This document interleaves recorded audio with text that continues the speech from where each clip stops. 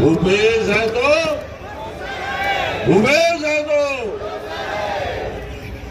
माननीय भूपेश बघेल जी, हमारे साथी मन, दीदी बहनी मन, पत्रकार भाई मन, आदरणीय साथियों, बोला जवाबदारी दे राजनांदगांव के राजनांदगांव में 15 साल के मुख्यमंत्री सामने में आ गए।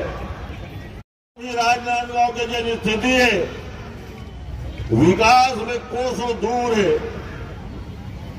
ऐसे मुख्यमंत्री ने जैनपुर विधानसभा झाकेल ले आई, अभी केवल विधायक है और करवाग नहीं, पूरा विधानसभा क्षेत्र के जनता से कोई लेना देना नहीं है।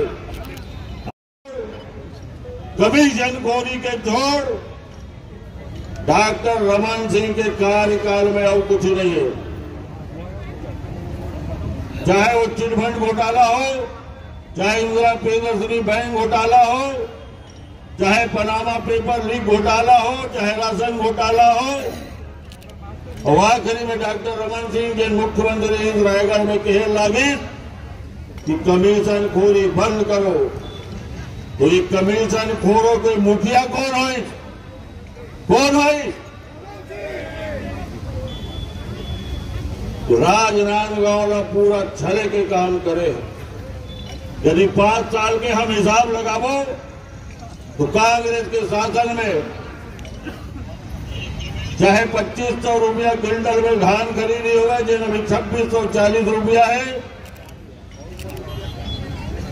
चाहे 72 लाख परिवार ला किया।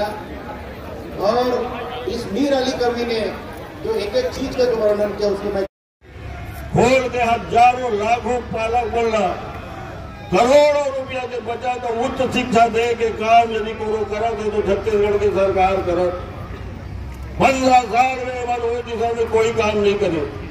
स्वास्थ्य की दिशा में चाहे मोबाइल मेडिकल यूनिट हुआ है, चाहे स्लम स्वास्थ्य योजना हुआ है, चाहे हाट बाजार क्लिनिक हुआ है, ढाई दीदी क्लिनिक हुआ है, लाखों की संख्या में एक स्वास्थ्य सुविधा के लाभ लेवत। बेरोजगार मतलब 2500 रुपया प्रति माह भत्ता दे के काम यदि को करा दे तो छत्तीसगढ़ की सरकार करत। सुशील आनंद शुक्ला हमारा मीडिया देखता है, उसकी बिटिया ने IAS पास किया, रायपुर के रहने वाली है। इतनी बड़ी संख्या में पिछले 2 भैया भोलाराम चुनाव जीतेगा। हमारे गिरीश भैया यहाँ से राजनांदगांव से विजय प्राप्त होगा।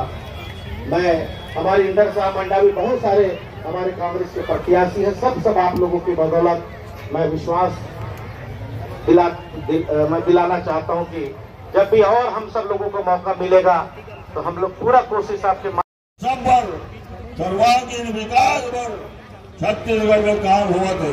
राजनांदगांव में इन 20 साल में एक तो इंडस्ट्री भी नहीं लगवा सके रमन सिंह। ये सब आप सब लोग ध्यान रख के आप सबसे हाथ जोड़ के मिलती है कि पंजा चाप पे निशान लगा के भारी मदद से जीत रहा हूँ। बहुत बहुत